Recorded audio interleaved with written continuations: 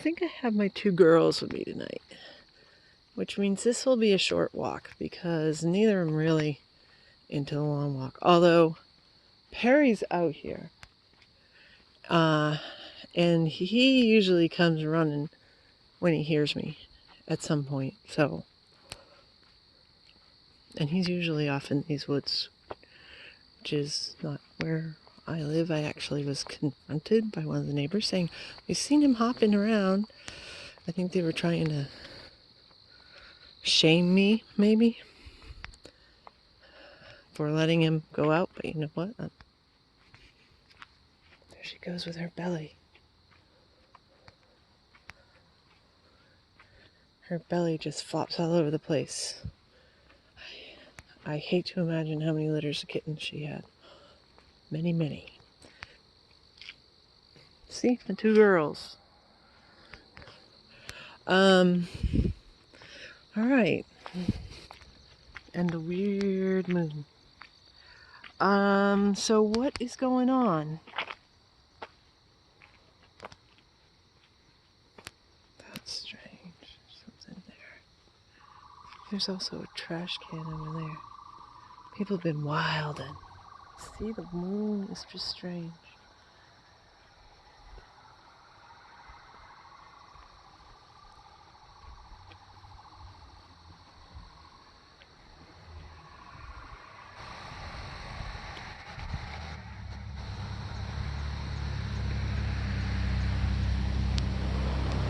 Where's and everything? What is that? It's a piece of garbage. I must admit, I will tell you, I must admit, an orange bag in the street in the dark.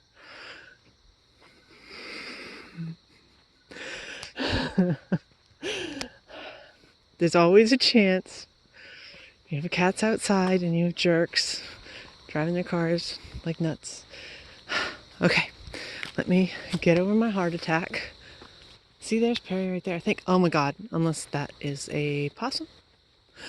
Maybe it's a possum. It's going back. Oh no, it's a skunk. Ah! That was a skunk. Did you see it? Anyway. Skunk go back. Actually, one of my cats, the one who's like never around, is friends with a skunk and brings it into my yard. And it's quite hilarious when when I see them, because I'm freaking out going, oh my God, you're gonna get sprayed. But they're friends, so no, the skunk doesn't spray somebody that's a friend. Anyway, I'm having quite the heart attack tonight. First thinking Perry may have been hit by a car, then having a skunk come out of the woods. I still have two cats. My two girls. Okay, skunk, stay over there wherever you are. Anyway. I don't smell it. So it's a happy skunk. And I don't hear Perry yet. Maybe he's in the house and I don't know it. Yeah. Okay, how about I get to it and actually talk about like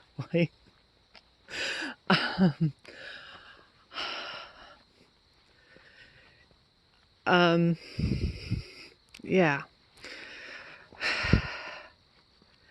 It's not normal yet. My son seems to be falling into old habits. That sounds bad. I am holding out hope, but he's basically trying to recreate his lifestyle in the dorm. So he keeps to himself, plays video games. He's going to all his classes, late to some of them because he is just not good at scheduling. So So he's going to have to work on that.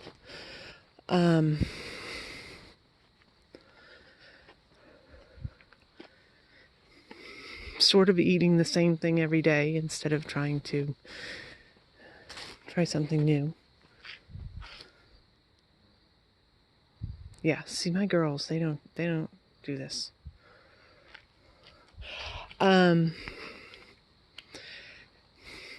interacting with people. He was, but it seems to have stopped. And it's calling me at least once a day to stress. Sometimes more than that.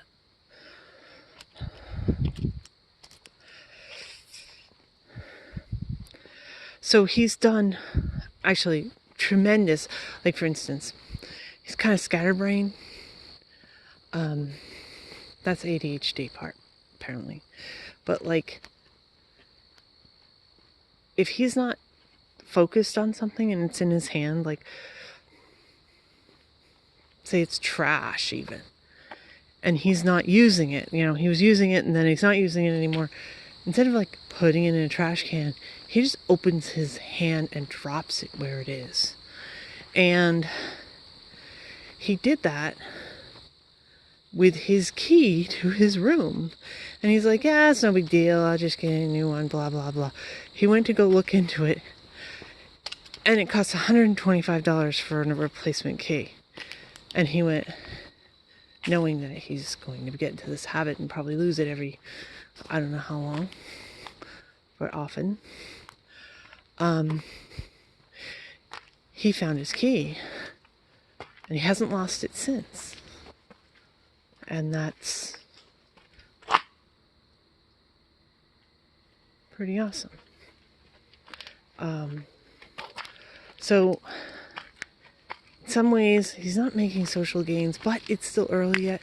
He needs to basically join some clubs or something. I'm gonna turn around. I know it's a short walk, but usually I'm out here with the cats. I wish that socially there's one of them. It's Pansy. Yes, my cat's named Pansy, and she is the biggest badass of them all.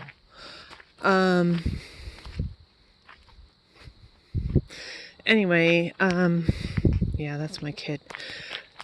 Again, not talking about real stuff. This is actually something my therapist talks about all the time. That I would not talk about myself. I tell all this stuff about other people, and I feel like I'm talking about myself because I'm revealing information about somebody close to me. So therefore I'm talking something in my world. It doesn't really count. How am I doing?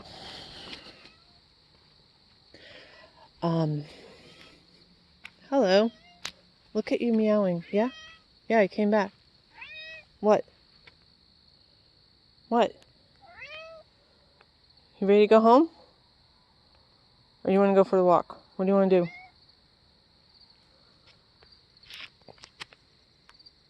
What do you want to do? Okay, yeah. I can't put this video up if I don't actually talk about myself and the avoidant personality disorder now, can I? So I better get to it. How is it going? Okay, well, there's this really weird thing, and I'm so reluctant to talk about this. Because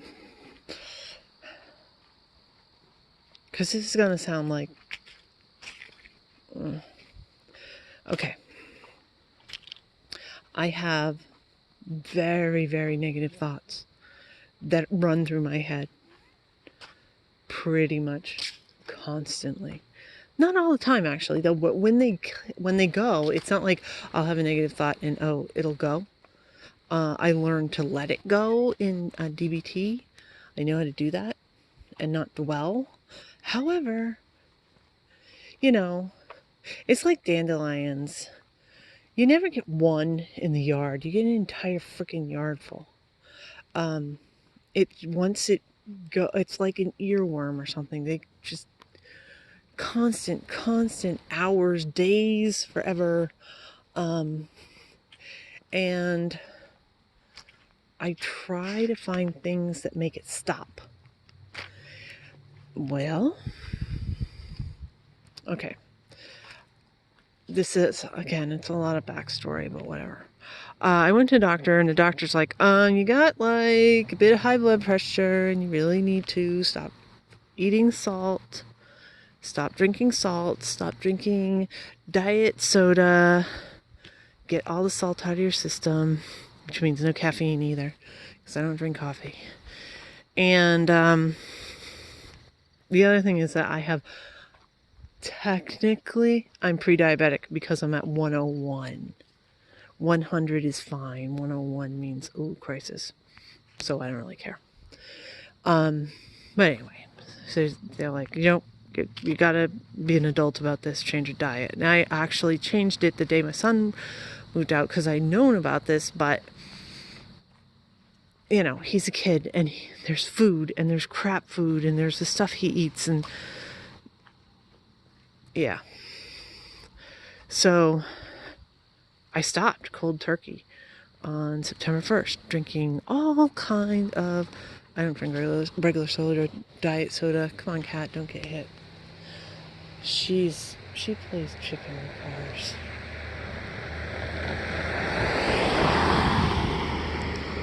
I don't know what to say about that. Anyway, and also all chemical foods. I'm eating whole foods only. I mean, I've got time now. I can actually cook, you know? Whereas before, I mean, the difference, oh my goodness, I showed my therapist, he's flabbergasted, the difference between my August month and my September month with the number. I mean, I was doing, 4 or 5 appointments every single day the entire month of August, round the clock. I would have to have the first meeting at like 7 in the morning, and then, I had something else, and it would be until like 4 in the morning the next day. Maybe I'd be able to get a nap in, but usually I didn't. I mean, this is the way I was going, getting my son prepared. Because what I do is in the middle of the night, generally. I have. Well, since my son was born, I try to work and schedule it in the middle of the night when he's asleep, because then I can do it. Anyway. So I still have the same sort of schedule of doing work. There's something about 2 and 3 in the morning when the entire world is dead, and I don't have to, all 100% do not have to worry about being interrupted. I had a census worker come knock on my door. The census isn't until next year. But they were doing some verification about the houses. So I had a random census worker knocking on my door this week. I mean, come on. You never know during the day what's going to happen. In the middle of the night, no. You're not interrupted. It's great. So, yeah. Anyway, here's the deal. And again, I'm not doing fast food. I've got to cook everything. Which is fine. It sounds like annoying, but you got to plan to eat type of thing. And I was starting having these thoughts, and I'm like, okay, what? They're coming out of nowhere. What the hell is it? There's nothing. There's absolutely nothing. And I'm like, okay, well, maybe I'm a little bit hungry and I'm too stupid to realize it yet. I've been known for like getting sick and not realizing I was sick until I was really sick, because I just didn't notice. So I was like, maybe I'm just hungry, and I'm like, well, I don't have time to make something. Okay, just get some coffee. So I got some black coffee. Now again, this is after having no processed foods at all, no chemicals at all, avoiding salt completely as much as I can, and caffeine completely for a week. Which, by the way, somehow when I cut those both at a time, usually when you stop drinking caffeine, you get a massive headache. Usually when you cut salt out, you get like that flu symptoms type thing because your electrolytes are screwed up. I had none of that. I also didn't have the stress of my kids, so maybe that counterbalanced. The non-having stress was really positive, so the physical things I put myself through just didn't rate. I didn't notice it at all. I didn't get any sort of reaction whatsoever to stopping caffeine and stopping salt, and I should have, but I didn't. But then, like I said, this past weekend, I had a small black coffee, and these thoughts that were driving me crazy stopped completely, 100%. Now, that could have been a fluke. It could have been because I was like doing everything I could to make them stop. But I was like, that is something to pay attention to. Now, again, if you drink coffee all the time, then, being plagued by random nasty thoughts, having an extra coffee probably isn't going to do anything for you. I don't know. It might have just stopped. But I had that happen, and I will keep that in mind for the future. The same as, like I said, antidepressants and mood regulators don't work for me, but consistent exercise over time does work like I'm on medication, even though the medication doesn't work. Has the same effect. I don't know, maybe that's the key, is to not drink caffeine and then have a random coffee when things are really bad. It could have been a one-off. Who knows? But it was just interesting. And as far as somebody's coming, as far as just like life advice, if you have avoidant personality disorder, obviously that one's not going to translate. And what are the chances that everybody in the world is going to stop taking caffeine in all forms and all salt in all forms, just so that they can try this trick if things get really bad, have a coffee and it cheers you up or whatever. Stops the negative thoughts is what it did for me. I wouldn't say it cheered me up. But that was my case, my individual case. And I think that each person should really pay attention to see if something they're doing might have an effect on them. Because, it's a good tool to have in your toolbox if that's the case. To know that this is, and plus just to know there is something out there that is, sorry, I'm sort of falling off the side of this road here. It's all broken up on the side. There's something out there that can make a positive impact, and it will be individual, and who knows what it's going to be. And the ones that I have that work for me are like really goofy and embarrassing, and they wouldn't ever work for anybody else. De-stressing using candle scents, because I basically, trained myself on them. Whenever I was feeling kind of okay, I would actually burn 2 candles, so I would never ever come across the same scent like in the wild. So that then when I started to, and I had to catch myself, not actually get to the point where I was in the pit, but catch myself going down, if I burned the 2 candles and smelled it, I could nip it in the bud and pull it back a bit. And lessen it. It's kind of like the people that take the medicine when they start feeling a cold to try to lessen the effect of the cold. It did the same thing for me. That took a long time. It took work and it took effort, and it worked. For a while it worked. But pay attention if you run across things like that. Keep a list in your head and use them sparingly, because if you overuse them, the effect will diminish. But pay attention if you run into something weird like that. And use it. Okay, I'm repeating myself. Okay, the end. Bye.